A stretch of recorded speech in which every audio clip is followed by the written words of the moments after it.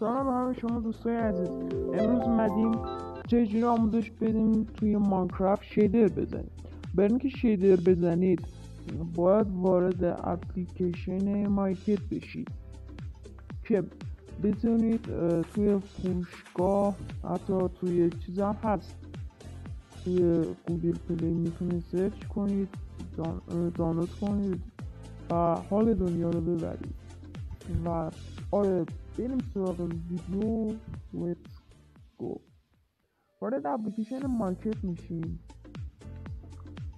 و اون بالا سرچ میکنیم ماینکرافت تا برامون بیاد. اپلیکیشن ماینکرافت رو دانلود میکنیم.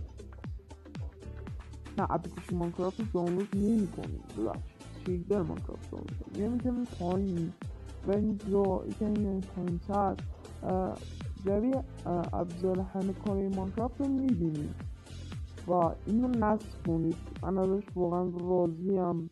نصب کنید، خودش خیلی خوبه، اپلیکیشن خوبیه.